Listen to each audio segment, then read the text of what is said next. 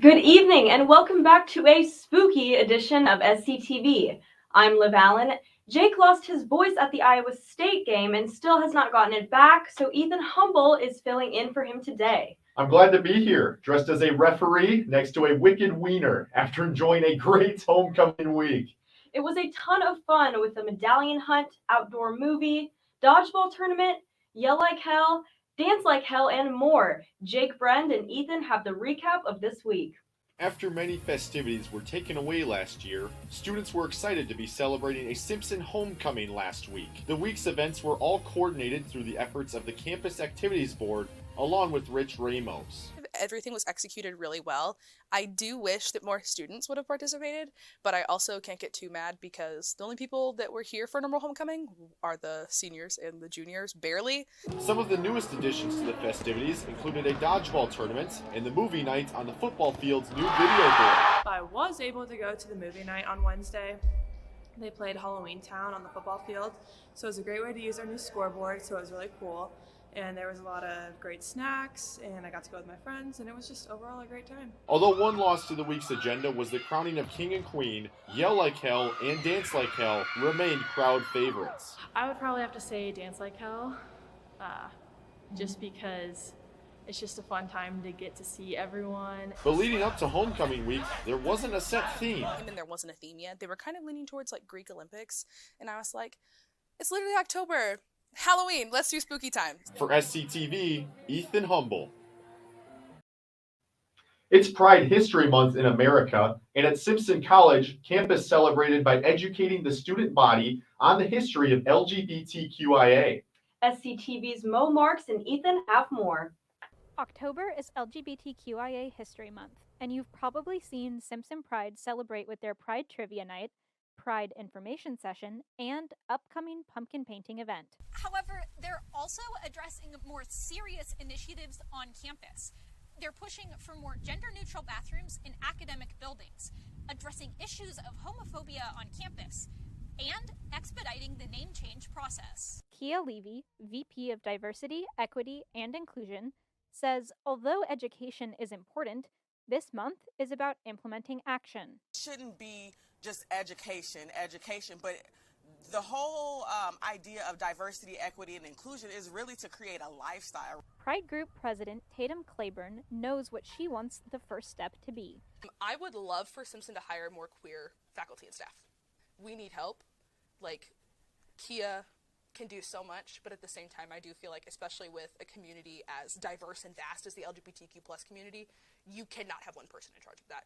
But Levy said, if the administration wants to stop homophobic incidents from occurring, they need to start by asking themselves important questions. What can we do to ensure that students have the opportunity to report incidents like that and to provide some resolution? So there's definitely some ongoing conversations about what processes that we need to have in place to ensure that these things doesn't happen. We meet on Mondays for the most part, on via Zoom. It's just more comfortable for all of us, and it'll be at 7. If you are not on the Pride email list, shoot me an email or Dylan Seibel an email, and we will get you added to that email list. For SCTV, MoMarks, with help from Ethan Humble. If you can't tell by our costumes, Halloween is coming up and campus has been celebrating all week. I can't wait to enjoy the holiday. Liv has the preview of the big weekend.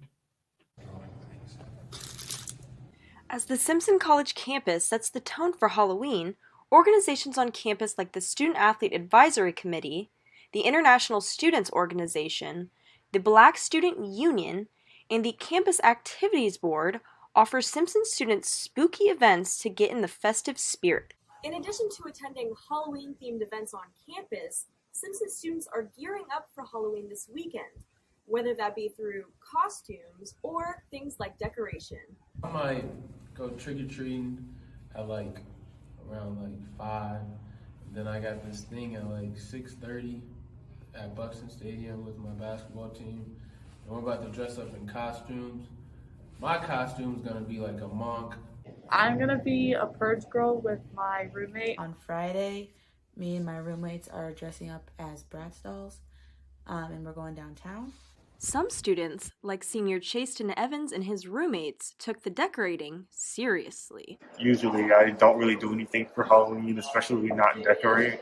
So it was very fun to have like roommates and who like really love Halloween, who are really into like the Halloween festivities, and we just I just helped them set up our decoration, the decorations that we have in our apartment, and yeah, it was really fun to set it up, and it got me really excited. So now I'm excited for Halloween to happen. Junior Taryn Barrick Wessel's Clinton apartment also saw its fair share of a Halloween makeover. We kind of like enjoy decorating stuff. I always get a big giant coat for my mother, so that's part of the reason why too. I mean, it's just kind of fun to decorate your apartment when we have time for that, and just kind of have a little get-together room area for everyone.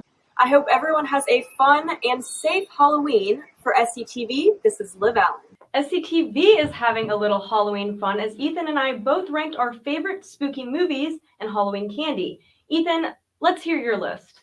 Yes, Liv. Hush, a completely original story with a deaf woman living home alone in the middle of the woods. One of the ultimate no, don't do that movies. It's chilling and terrifying, but definitely don't watch it alone in a cabin in the woods. The Conjuring. Even if the story of a family getting possessed is pretty common, this film tells that story in a great way. The cinematography is freaky, the jump scares work, and you probably won't sleep after watching. Babadook. His film involves the tragedy of a death in a family, but the horror goes way beyond that. The relationship between a mother and the son goes very dark. Without spoiling it, just wait for the ending. Hereditary, a slow burner that starts out creepy, then gets horrifying, then really creepy again. This film is a thriller as much as a horror, and it executes that very well with a creative story and perfectly timed jump scares. If you don't like horror, this one probably isn't for you. The Shining, the best horror film from top to bottom. To the slow but suspenseful story, to Jack Nicholson's performance, the flick succeeds at every element of horror. Oh, and the iconic line, "Here's Johnny." Starting my list is the Blair Witch Project. This is a documentary-style film following a group of film students investigating an urban legend taking place in a haunted forest.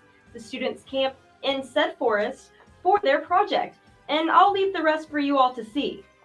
Coming in at number 4 is an iconic one, Scream. Aside from the iconic Scream mask, this is a cult classic featuring big-name actors and actresses that will leave your jaw on the floor with its plot twist at the very end. At number 3, it's too culturally iconic and beautifully shot not to mention. I echo everything that Ethan said for this one, but this one is a must-see. You've got to love The Shining around Halloween time. I've got Insidious at number 2. It's one of the more popular modern horror movies, and honestly, rightfully so. It's a thrilling movie for those of you who are into topics like the supernatural, demonic possessions, or alternative realms of reality. Number 1 is the Amityville Horror on my list for a couple of reasons. 1, it's a classic horror film based on the 1977 novel by Jay Anson. 2, it's based on a true story. The film focuses on the hauntings of the Lutz family in their new home, one that was previously owned by Ronald DeFeo, who murdered all 6 members of his own family in the home roughly a year before the Lutz moved in. For some reason, this is the only horror movie that genuinely gave me nightmares. And that's coming from someone who can watch the Conjuring movies without a blink of the eye. I recommend watching the 1979 version before any of the reboots, though. I think it was the authenticity and eeriness of the original production that really got me. Moving now into my top 5 Halloween candies. At number 5, Milk Duds. Chocolate on the outside, caramel on the inside is always a favorite of mine, especially in the fun-sized boxes. Now, at number 4, Caramel Apple Suckers. Specific to Halloween, these suckers are amazing. If you can't tell by now, I really do love caramel. At number 3, we have Laffy Taffy. Delicious, riddles on the wrapper. It might be a very unpopular opinion, but banana is in fact the best flavor of Laffy Taffy Live. At number 2, we have a classic, Reese's Peanut Butter Cups. Just really a great candy. Chocolate on the outside, creamy peanut butter on the inside. I would think it's probably in everyone's top 5 for a reason. And coming in at number 1, it's got to be Twix. Left or right, it doesn't matter. I will grab one of these every time I see one. There's a lot of chocolate, but this cookie crunch pulls it over the edge. It's a pretty solid list, Ethan. Coming in at number 5 for me are Milk Duds, another one mirroring your list, but they're too good I could not resist. I enjoy them far more since I've gotten my braces off, if you know what I mean.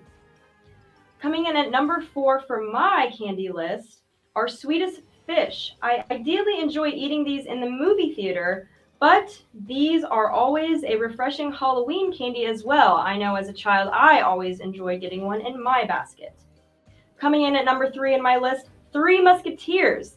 I love the mix of chocolate, caramel, and nougat. I just think the proportions between the three are honestly chef's kiss. I personally love these in their fun size. Coming in at number 2 on my list are Nerds. Switching over to the fruitier, more sour side of flavor, Nerds provide the best bursts of flavor. My personal favorite is grape, but I don't mind the pink ones as well. And finally, number 1 on my list, Reese's Pieces. As a huge peanut butter lover, this is my go-to candy for literally everything. The rich flavor and crunch of the shell, in my opinion, is perfect. Women's soccer at home for senior night, taking on Nebraska Wesleyan. First half, PK for senior Tatum Tremaine. She's denied, but follows her miss and scores her first career goal on senior night. Still in the first, Cassie Nash gets possession. Makes the goaltender miss, and it's now her 13th goal of the season. Nash again on the run. Leaves it for Tremaine. And she scores. 2 goals in one night. What a moment for the senior. Now Jordan Folsky from way outside the box. Wow, goalie didn't see it coming. Neither did I. No need for a red card on that one. Storm win 4-0 and clinch the number 3 seed. They play Central at home on Saturday at 1 p.m. in one last home game for the seniors. Senior night for the men too. Last tune-up before the conference tournament. First half, Enrique Idahen puts one past the goalie with his right foot. 1-0 Storm. They are pumped up even though it was very, very windy that night. Still in the first, Jordy Triana Vasquez with a beautiful top shelf goal off the PK. That's textbook for the junior. Second half now, Seth Bowman on the free kick. And wow, look at that bend on the shot. Storm roll 4-0, and they will clinch the number 2 seed, which they will be playing at home after we learn who their opponent will be earlier this week. Those soccer teams dominated the last week. Women put up an 8th spot in Storm Lake. The men won 2-0. Volleyball played some tough competition, losing to Wartburg and Co. 3-0 on the road. The football team dropped the homecoming game 50-19. The soccer teams both got clean sheet wins in Cedar Rapids, and the volleyball team closed out the regular season with a close loss in Storm Lake to the Beavers 3-2. Both soccer teams, volleyball, and cross country will be competing in the ARC tournaments this upcoming week. Women's soccer hosts Central at home on Saturday at 1, while the cross team will be running in Decorah. Volleyball travels to Dubuque to take on Loris in the first round, and the men's team will host the winner of Loris and Nebraska Wesleyan next Wednesday night. An exciting time for Storm Athletics. Let's look back at the best plays of the week. Number 3, Jordan Folsky crosses from the corner, and it falls in over the goalie's head. From way deep, the tender never had a chance. Storm roll in this one, 4-0. Checking in at number 2, Seth Bowman on the free kick from outside the 18 and puts it top shelf. Can't bend it any more perfect than that. His first goal of the season, Storm win 4-0. And at number 1, free kick at Cove finds Cassie Nash. She collects with her body, turns right hip, and goes back corner. She leads the conference in goals with 13 as they get the 3-0 win.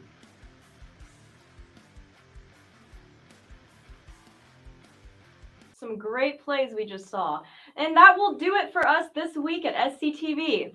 As always, we want to thank Professor Siebert, Professor Carpinelli, and Professor Steffen for making this newscast possible. I hope everyone has a fun and safe Halloween. And checking out for SCTV, I'm the Wicked Wiener. And I am the referee. And always remember, Simpson, stay classy. Good work. It froze again, so I kind of